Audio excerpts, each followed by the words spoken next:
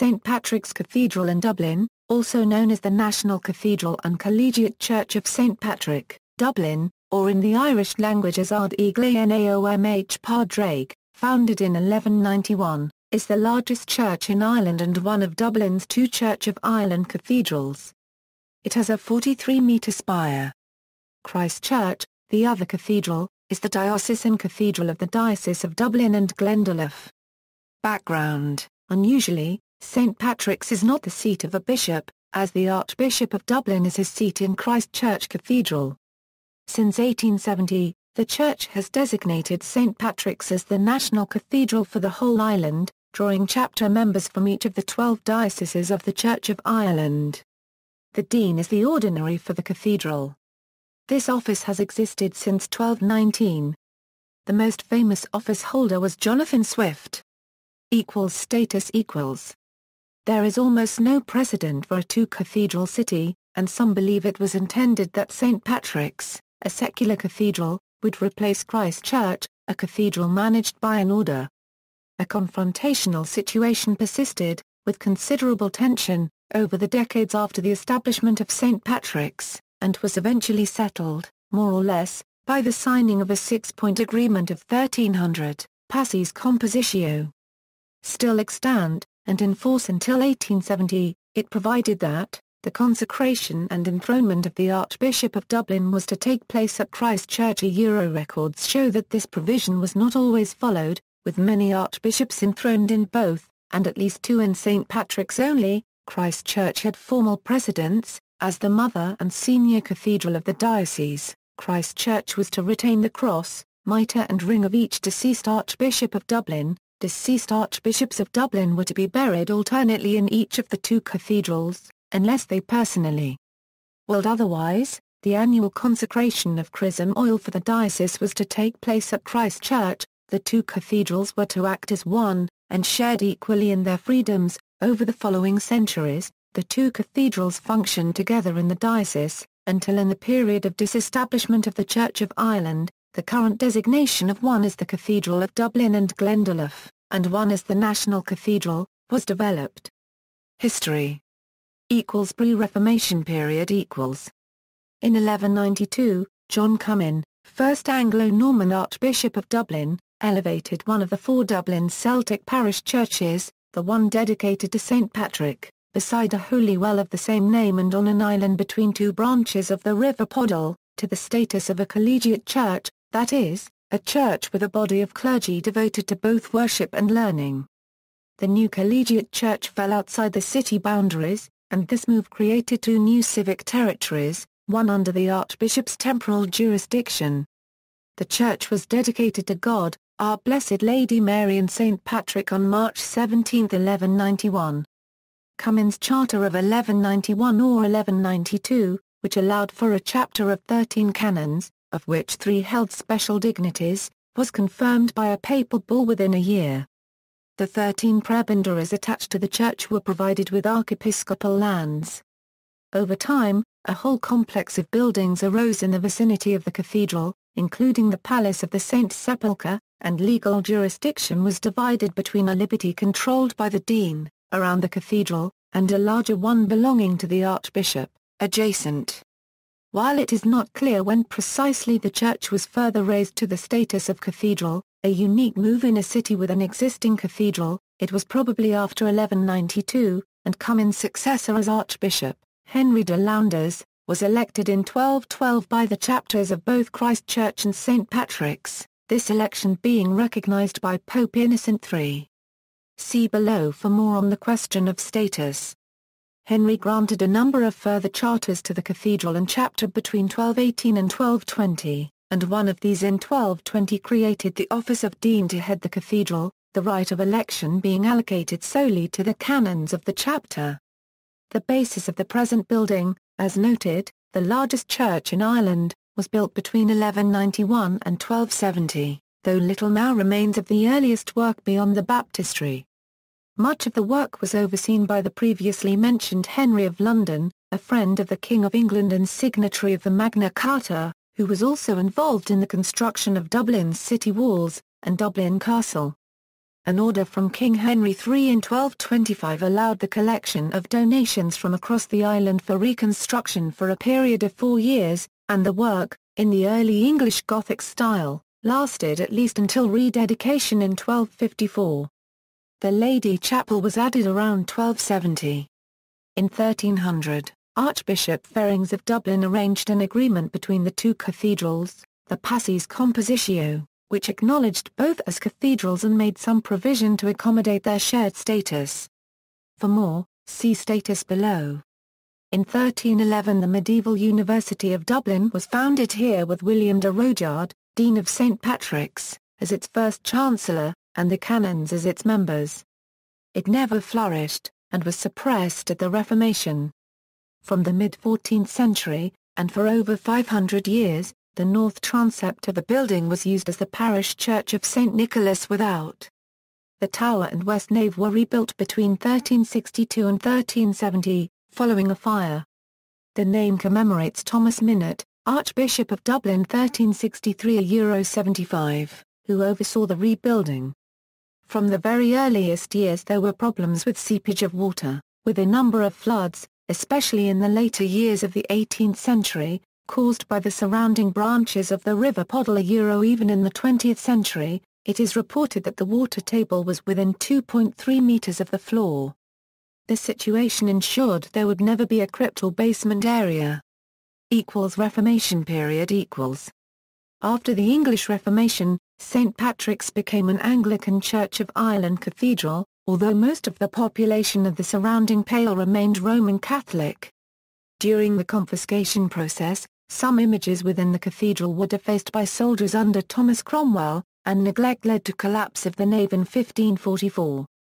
Under King Edward VI, St. Patrick's Cathedral was formally suppressed, and the building demoted back to the status of parish church. On April 25, 1547, a pension of 200 marks sterling was assigned to Sir Edward Basnet, the Dean, followed, some months later, by pensions of £60 each to Chancellor Alien and Precentor Humphrey, and £40 to Archdeacon Power. The silver, jewels, and ornaments were transferred to the Dean and Chapter of Christ Church. The King designated part of the building for use as a courthouse. The Cathedral Grammar School was established in the then Vicar's Hall and the deanery given to the Archbishop, following the transfer of the Archbishop's Palace to the Lord Deputy of Ireland. In 1549, it was further ordered that the walls be repainted and inscribed with passages from the Scriptures. In 1555 a charter of the joint monarchs Philip and Mary restored the cathedral's privileges and initiated restoration, and a late document of Queen Mary's reign, a deed dated April 27, 1558, comprises a release or receipt by Thomas Leverous, the new dean, and the chapter of St. Patrick's, of the goods, chattels, musical instruments, etc., belonging to the cathedral, and which had been in the possession of the dean and chapter of Christ Church. It was during this reign that the patronal festival of the Blessed Virgin Mary was last celebrated. Following the ejection of the Catholic chapter of canons in 1559, the Catholic community continued in the 1560s–1570s at least to go on nominating canons and the principal dignitaries to St. Patrick's. In 1560, one of Dublin's first public clocks was erected in St. Patrick's steeple. 17th century. By the early 17th century, the Lady Chapel was said to have been in ruins, and the arch at the east end of the choir was closed off by a lath and plaster partition wall. There was also routine flooding, and a series of galleries was added to accommodate large congregations. In 1620 the English-born Judge Luke Gernon referred to the cathedral's poor state of repair. During the stay of Oliver Cromwell in Dublin, during his conquest of Ireland, the Commonwealth's Lord Protector stabled his horses in the nave of the cathedral. This was intended to demonstrate Cromwell's disrespect for the Anglican religion, which he associated with Roman Catholicism and political royalism. After the restoration of the monarchy in 1660, repairs to the building were begun. In 1666, the cathedral chapter offered the Lady Chapel for the use of French-speaking Huguenots who had fled to Ireland, and after some repair and preparation works, it became known as L'Église Renaissance de St. Patrick. A lease was signed on December 23, 1665 and was renewed from time to time until the special services ceased in 1816, by which time the Huguenots had been fully assimilated into the city population. In 1668 the roof, in danger of collapsing, was taken down, a new roof being completed by 1671. Buttresses were erected and the west window was replaced with a perpendicular window. Then, in the 1680s, the choir was reformed. In 1688 to Euro 90, during the Williamite War in Ireland, James II and his fellow Roman Catholics briefly repossessed St. Patrick's. James attended mass services there with his Jacobite supporters for a time, however, the victory of the Protestant Williamites in this war meant that the cathedral was restored to Anglican ownership in 1690 when James abandoned Dublin after his defeat at the Battle of the Boyne. 18th century. Throughout its long history the cathedral has contributed much to Irish life, and one key aspect of this relates to the writer and satirist Jonathan Swift, author of Gulliver's Travels, who was dean of the cathedral from 1713 to 1745. Many of his famous sermons and Irish tracts were given during his stay as dean. His grave and epitaph can be seen in the cathedral, along with those of his friend Stella. Swift took a great interest in the building, its services and music, and in what would now be called social welfare, funding an almshouse for poor women and St. Patrick's Hospital. The choir school, which had been founded in 1432, supplied many of its members to take part in the very first performance of Handel's Messiah in 1742. In 1769 the cathedral spire was added by George Semple. It remains one of Dublin's landmarks.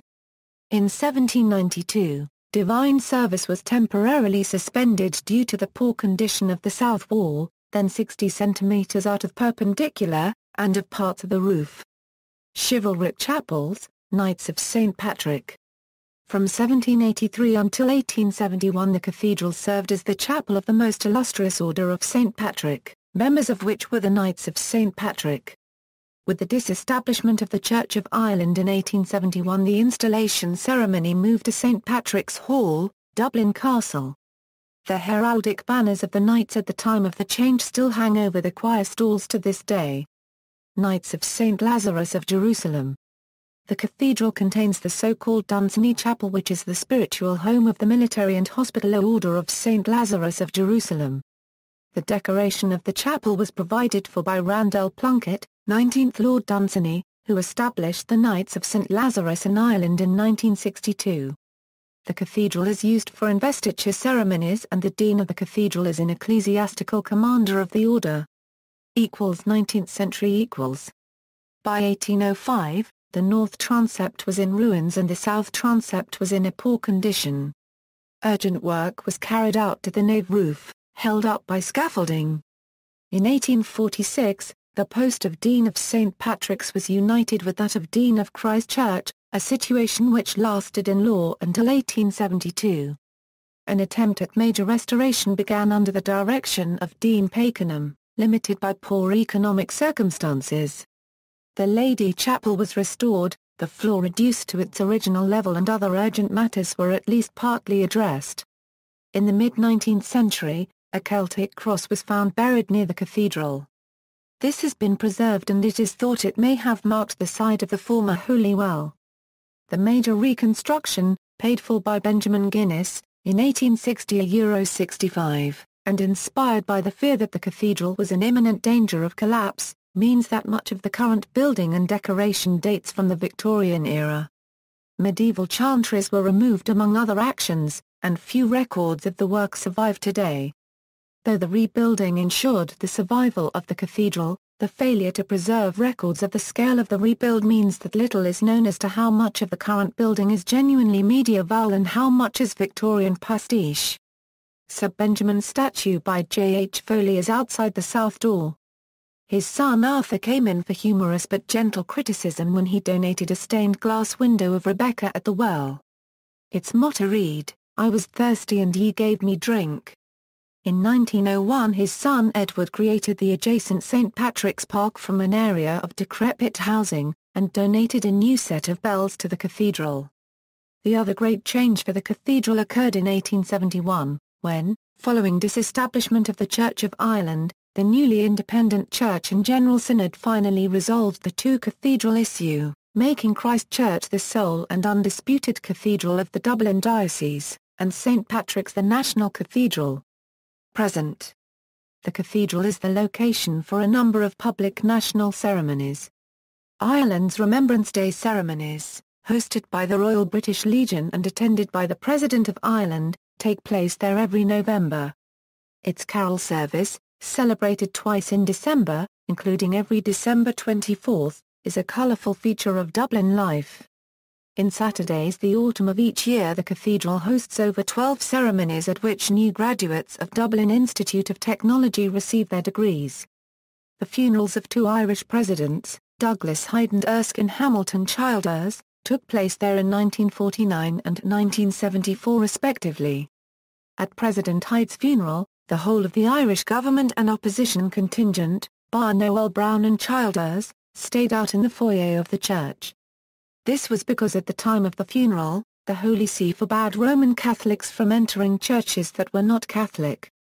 Because President Childers died in office, his state funeral was a major state occasion.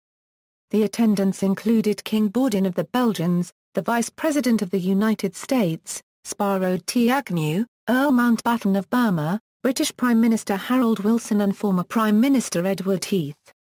In 2006, the cathedral's national prominence was used by a group of 18 Afghan refugees seeking asylum, who occupied it for several days before being persuaded to leave without trouble.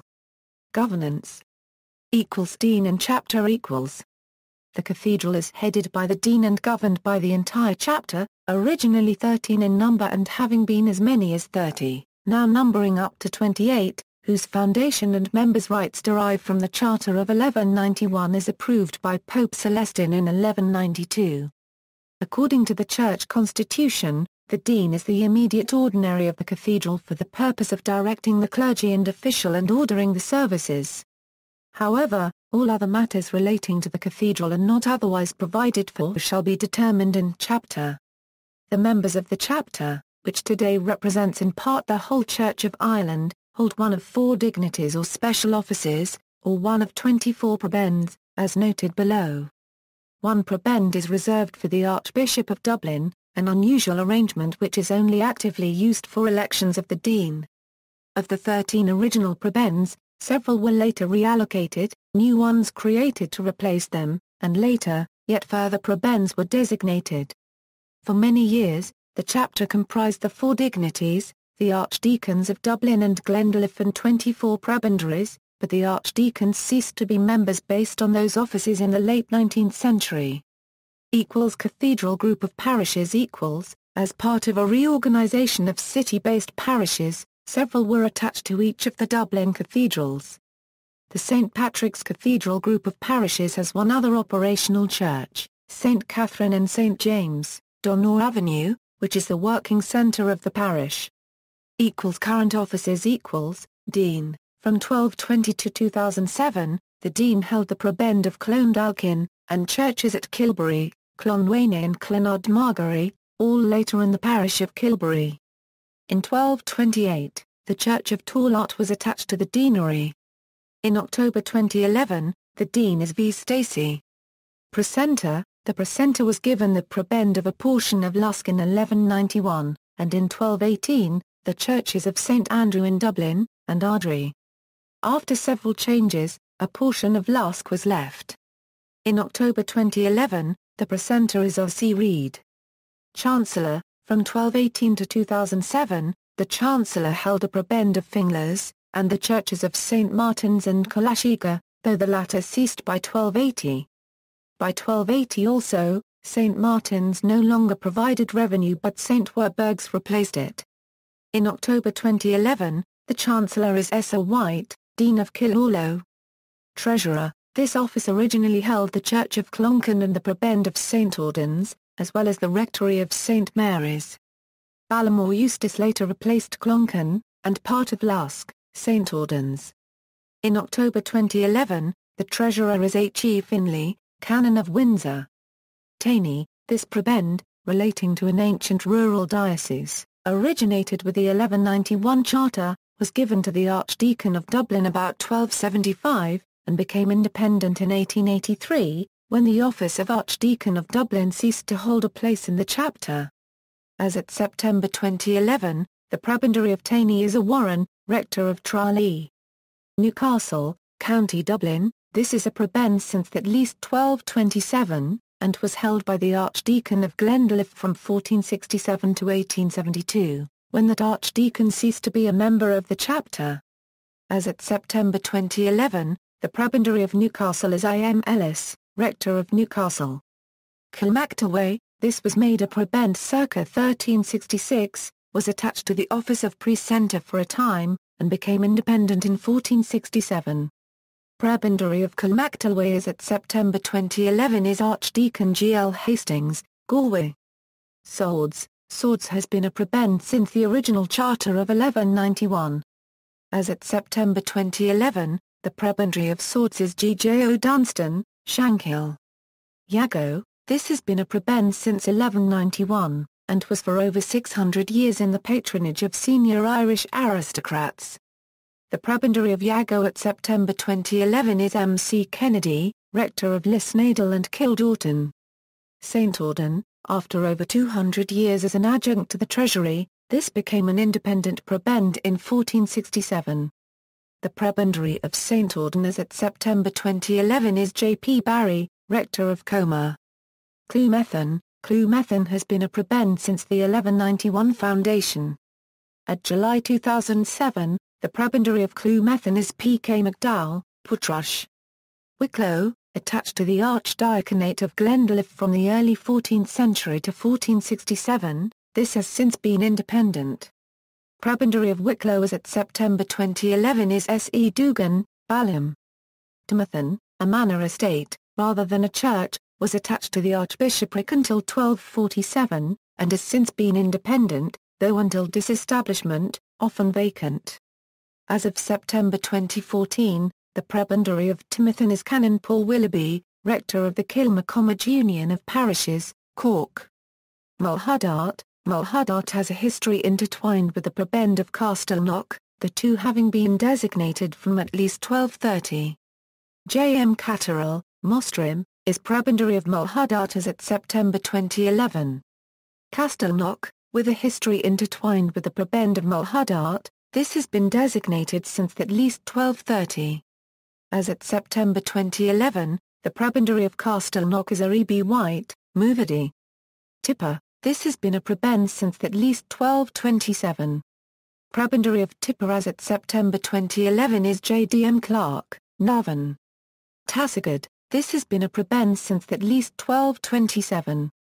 The Prebendary of Tassagard as at September 2011 is I. P. Poulton, Mountrath. Dunlavin, this has been a prebend since no later than 1227.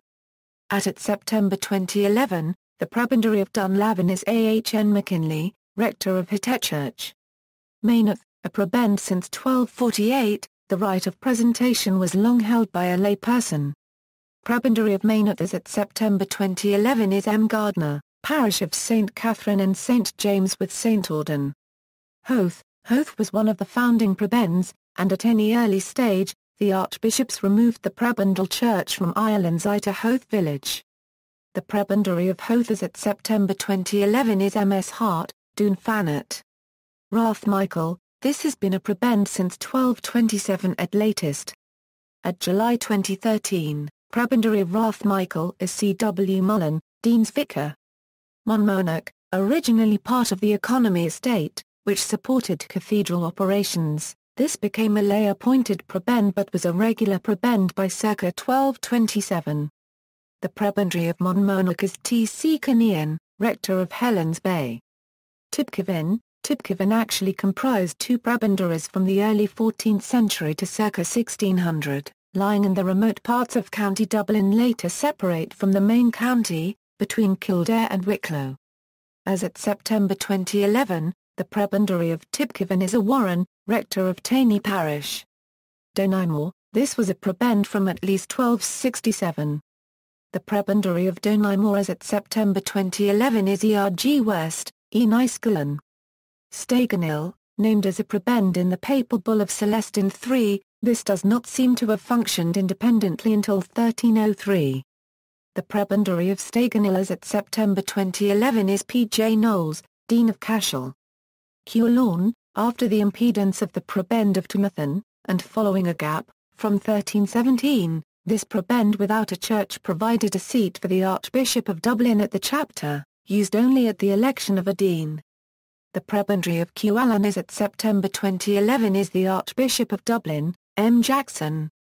Clondalkin, transferred from the dean in 2007, as one of two newly authorised posts of ecumenical canon. This is now held by the Reverend Heather Morris, President of the Methodist Church in Ireland. Finglas, transferred from the Chancellor in 2007, as one of two newly authorised posts of ecumenical canon. This is now held by the Reverend Kieran Mahoney OSA.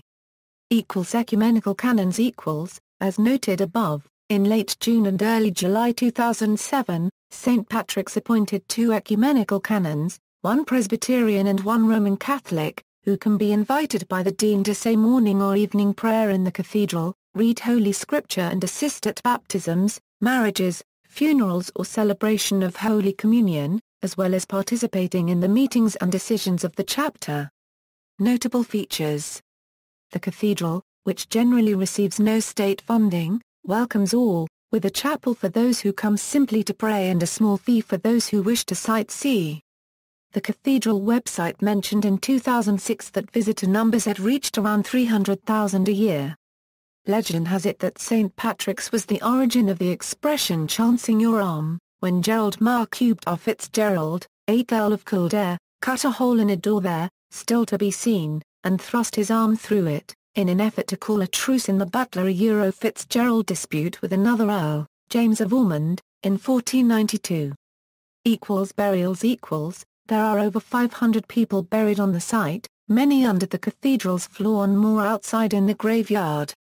Some notable individuals include, Richard Northellis, Archbishop of Dublin, John de Saintford, Archbishop of Dublin, Huinge, Archbishop of Dublin, Marcus Beresford, Sir John Blennerhassett and his wife, Thomas Jones as well as his wife, Michael Boyle, Richard Meredith, Michael Tregary, Archbishop of Dublin, Adam Loftus, also the first Provost of Trinity College, Dublin. In a family vault also containing his wife and two of their children, John Craddock, Archbishop of Dublin, Frederick Schomburg, 1st Duke of Schomburg, Jonathan Swift, author and Dean of the Cathedral and Esther Johnson his companion of many years. Sir Jerome Alexander, a notoriously severe judge. Choir school and grammar school The choir school continues and although originally all male, now also admits girls. A cathedral girls' choir was founded in 2000 and sings once or twice a week. The girls are mostly drawn from either the choir school or St. Patrick's Grammar School, which provides a secondary education. It is no longer compulsory for grammar school pupils to be in the choirs, although many of the girls and a few boys, as many of them leave when their voice breaks. Choir boys are considered professional singers and are actually paid monthly for their services, although the girls are not. They also sing very occasionally at weddings for the more well-off and receive payment for this too. Up until 1998 they received a big discount on their education but are still offered free music lessons. While non-choir boy students had 2 months holidays during the summer, half of the boys were on duty every day during the summer and had to attend choir practicing 2 services each weekday, 1 service on Saturday and 2 on Sunday. This arrangement was also changed in 1998. Organ The organ of St. Patrick's Cathedral is one of the largest in Ireland with over 4,000 pipes. Parts of it date from a Renatus Harris instrument of 1695.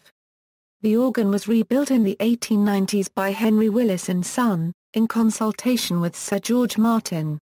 It was restored in 1963 by J. W. Walker and Sons Limited. List of organists. Friends of the Cathedral. The cathedral is supported by a volunteer organization, with both subscribing and life members, who perform various tasks and contribute materially to the work and fabric of the cathedral. In addition, there are a range of voluntary groups performing specific tasks, such as bell ringing, welcoming of guests and cleaning. Sources: Bernard, J.H. The Cathedral Church of St. Patrick, A History and Description of the Building, with a short account of the Deans. London, G. Bell and Sons, 1924. See also: Deans of St. Patrick's Cathedral, Dublin. Notes. External links: St. Patrick's Cathedral website, St. Patrick's Cathedral.